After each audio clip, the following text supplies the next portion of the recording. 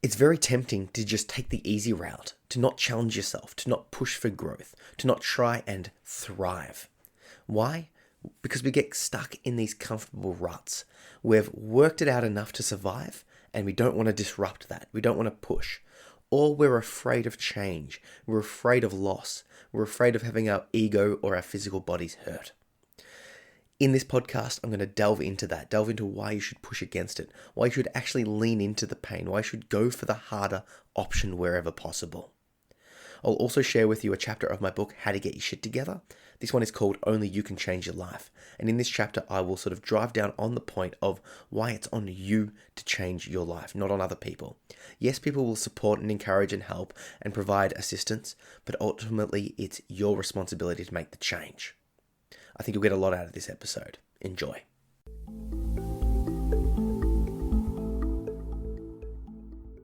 I had a realization recently, and that was that I have a tendency to take the easy path, to take the easy option, to go easy on myself, to not challenge, to accept the status quo. This is obviously not ideal because it leads to stagnation. It leads to a rut. It leads to just being comfortable. It leads to surviving and not thriving. And I guess my recognition of this tendency has been a long one. Over the years, I've been slowly chipping away at all of the different aspects of my life where I'm comfortable, but where I'm not thriving. And I'm adding discipline. I'm adding regimen. I'm adding routines. I'm adding challenges. And this involved me instilling a meditation regime. Every day I meditate. I'm up to about 40 minutes a day. Every day I exercise. Once in the morning and once at night, ideally. Some days it's only one session. And it's in the exercise field that it can get very easy to coast. You know, you can just sort of go through the motions and not really push yourself. Because once you're sort of fit, I'm fairly fit at this stage, it's fairly easy to coast. It's fairly easy to go, oh, I did the thing, I did the exercise, I went for the run, and sort of not really push yourself and just to go for extended periods of time. But the same's true for relationships, for work, for hobbies, for writing, for all of that sort of stuff. So this podcast is really just me expressing myself in the sense of I've done a couple of things recently that have started to push myself, to challenge myself, to really sort of risk failure in a way that I haven't done for a while. The first one is with writing. I'm starting a fiction book called Lucidity. And I've talked about this before, so I won't go into the actual background of it, but it's a first proper novel. I've written a couple of anthologies of short stories before, and I enjoyed it. And I could do it again, but to do it again would feel easy. It would feel, not easy, it would be hard, but it feels possible. Whereas to write a novel, at least before the starting of this process, it seemed very, very challenging, if not impossible. So I decided to say, stuff it, I'm going to try it anyway. Because what's the point? What's the point of not going for things? I could do the quote-unquote sellout thing and just churn out stuff that I could easily do and make far more money from it because I would be able to get more stuff out there, more sales, more all of that sort of stuff. But it just doesn't feel right. I can't do that to myself and I can't do that to you guys. I want to give to you my best work in the sense of things that challenge me, things that I want to be writing, things that will push the boundary. And that's why I'm going down this novel path.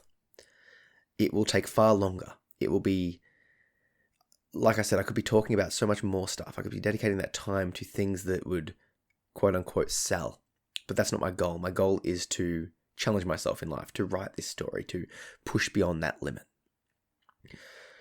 So I'm going to keep you updated on that process. And to that end, I've dedicated one day every week, Friday mornings, from 9 to 1:30 roughly, towards that goal of that's the time that I'm writing. I'm not doing podcasting, I'm not videoing, I'm not blogging, I'm not doing anything but writing that book.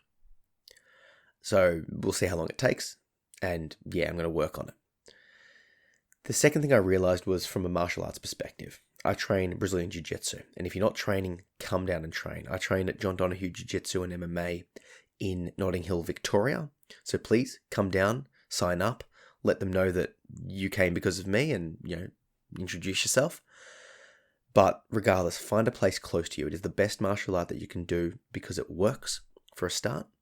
It's a lifelong process and you really have to think. It's very, very, very physical. Don't get me wrong. And it's the physicality that I've realized I've sort of been pushing away from.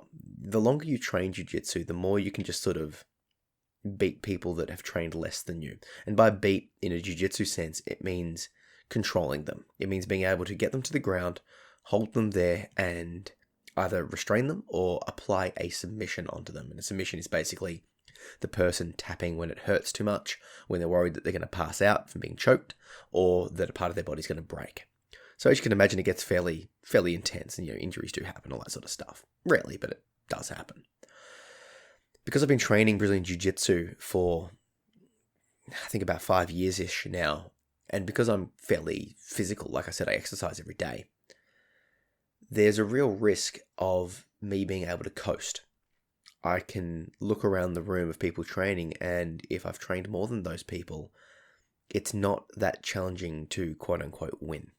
This isn't bragging. If someone's trained a year more than me, they can do the same thing to me. It's literally just time on the mat. What I'm driving at, though, is that I've noticed a tendency to myself to, rather than choosing to train with the hardest person in the room, I would choose someone easier. Because I was afraid, and because I didn't want to push myself, and because I didn't want to lose. So just the other day, last week, I recognized this. It sort of came to me in a meditative session. I'm like, oh my God, you're coasting. You're not pushing yourself. And because of that, your growth in jiu-jitsu is slowing. That seems like a bad decision. So I brought this up with my coach, Coach John Donahue, and I suggested that to him. I said, I recognize this in myself. And he agreed. He said that in his experience coaching, he recognizes that a lot of people do choose that, and it's the human tendency to do so.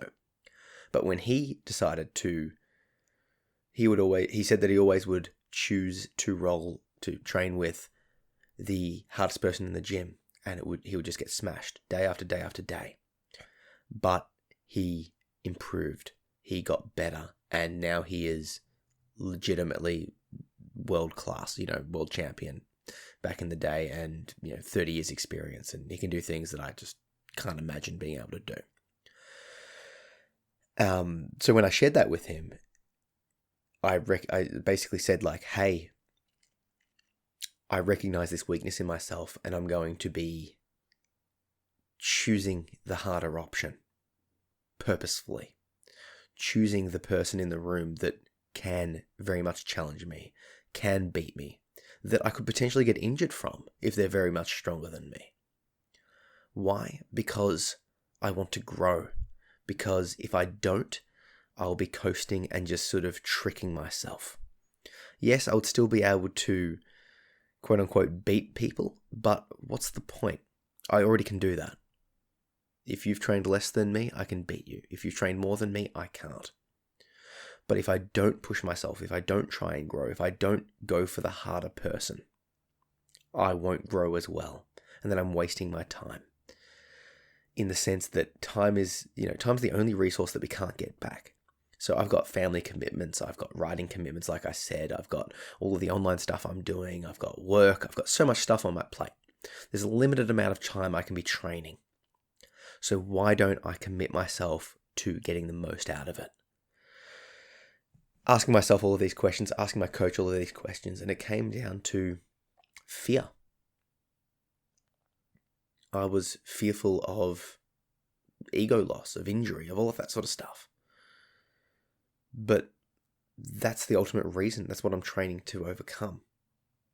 So I guess the reason I'm sharing this with you is to encourage you to push yourself, to try, to risk failure, to take the harder route, to go the extra rep and do the extra work. Risk failure. It's okay. and actually you will grow because of it. I know that after this shift in my writing, and I can feel it happening with the jiu-jitsu as well, I'm going to skyrocket.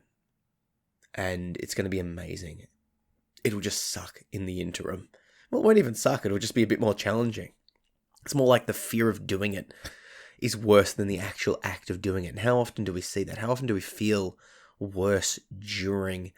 how often do we feel like it's going to be worse, but when we do it, it's actually okay?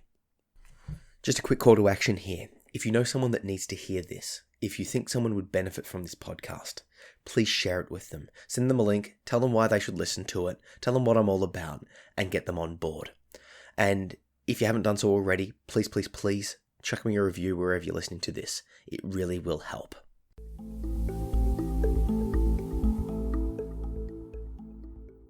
So for the second part of the podcast, I'm going to release another chapter of my book, How to Get Your Shit Together.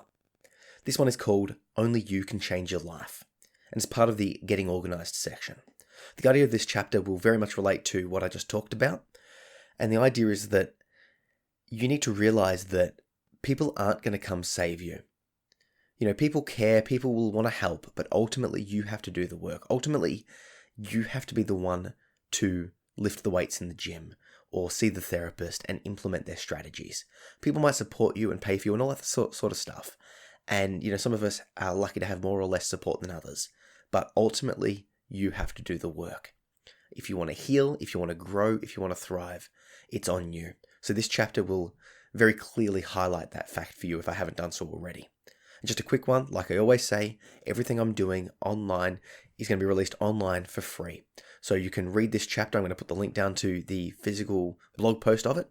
But if you want to support what I'm doing here, if you think what I'm doing is worth supporting, consider grabbing yourself a copy of this book. It's out now as a paperback, ebook, and audiobook.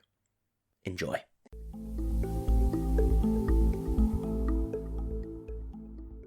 Chapter 4.1. Only you can change your life. Your attention, please. No one is coming to save you. This life of yours is 100% your responsibility. Anonymous. Let's be honest. There is a reason that you're listening to this book. It's because, part of you at least, wants to change. You may be unhappy with the impact of mental afflictions in your day-to-day life. Or you may want to move on from trauma. Perhaps you need some advice on how to organize yourself to be as productive as possible. Or maybe you have a crazy large goal that you would like to pursue, something that if completed, would change your life course significantly. The key to all change comes from you. Wanting the change is not enough. You have to take action. Listening to this book is just one step in a lifelong journey. You will have to take each and every step because no one else will. Other than some very close friends and family, no one will really put themselves out for you.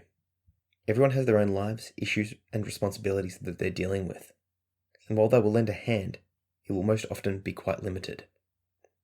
Even if they did put in an extensive level of support, you would then be putting yourself in a place of reliance with that person. This is okay for some relationships, but not many. If you rely on someone else, you are relying on someone else. Your growth is therefore limited to their actions. Ultimately, this will lead to disaster, as the reality is that no one will be there for you forever. People change, move on, or pass away. Relationships end, and businesses close down. The only person that is guaranteed to be there for you, for your entire life, is you. Even if people do help, you have to take that help. You may have your gym membership paid for, but you have to be the one to lift the weights. You may have the support of the therapist, but you have to be the one to implement their advice. Regardless of the amount of care that others are willing to give to you, you are still the key. Don't get me wrong, people do care about you and about other people. Generous acts of human kindness happen every day. However, the majority of these acts can only be performed by those who are stable enough not to sacrifice themselves in the process. Take action. Think about all the people that you know. Consider each person and their unique life challenges that are happening right now. Undoubtedly, you will find that most, if not all, have some kind of issue that they are facing. like moving house, changing jobs, mental illnesses, injury, disability, relationship concerns, financial issues, family dramas, pregnancy, or deaths. Keep all of that in mind and answer the following question. How much help have you actually provided to them? The purpose of the above take action is to emphasize just how many issues there are occurring simultaneously within your own little universe. This, of course, doesn't take into the account the plethora of problems faced by the billions of people all around the world, like poverty, war, displacement, corruption, and the like. The goal isn't to make you feel guilty, but rather to emphasize the fact that handling the problems in your life is ultimately on you. People will help others, but the amount of help needed compared to the amount of help that can possibly be given is an equation that can't be solved. We need to take responsibility for our own lives. You can lead a horse to water, but you can't make it drink. Proverb. Problems and solutions. Problem. You want to quit smoking. Solutions. Read a how to quit book. Use nicotine patches. Get advice from people who have already quit. Only you can take these actions. Problem. You want to lose weight. Solutions. Exercise daily. Eat healthy foods. Join a support group. Speak to a nutritionist and implement their advice. Only you can take these actions. Problem. You don't have enough money. Solutions. Work more. Spend less. Speak to a financial advisor and implement their advice. Only you can take these actions. Problem. You're not happy in your relationship. Solutions. Change the dynamic of the relationship. Leave the relationship. Speak to a relationship therapist and implement their advice. Only you can take these actions. Problem. Your house is a mess. Solutions. Clean the house yourself. Create a cleaning roster. Hire a cleaner. Only you can take these actions. Problem. Your car has broken down. Solutions. Take the car to get repaired. Purchase a new car. Or change to taking public transport instead. Only you can take these actions. The purpose of the above statements are to emphasize that only you can make the changes in your life.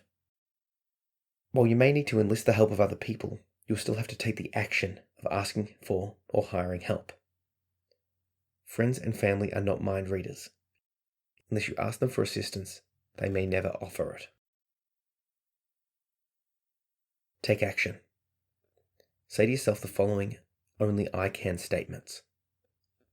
Only I can change my life. Only I can implement the solutions to my problems. Only I can ask for the assistance that I need. Only I can lift the weights and run the miles. Only I can eat well. Only I can read the books. Only I can practice, study, and improve myself. Only I can cut the bad habits from my life. Only I can cut the negative people and situations from my life.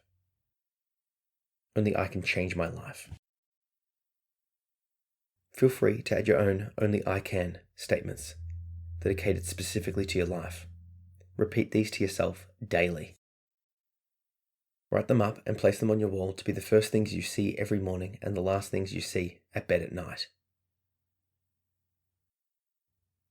I want to be self-reliant, but this doesn't mean I want to do it all on my own. Rather, I want to be able to source and manage the help that I need.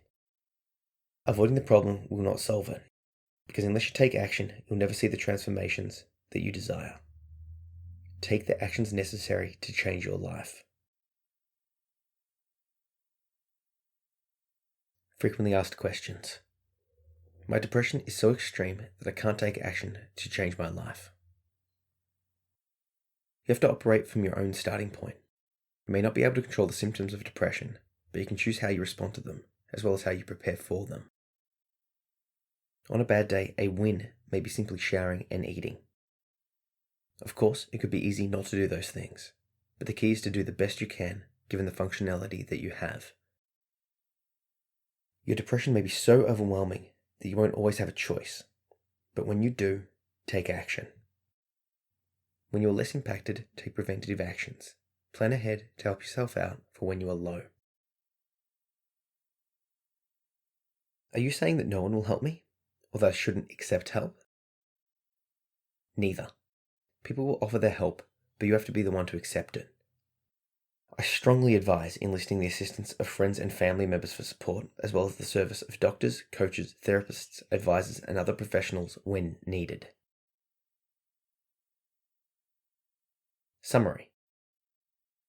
Until you accept that the responsibility for changing your life rests on your shoulders alone, no meaningful progress can possibly be made.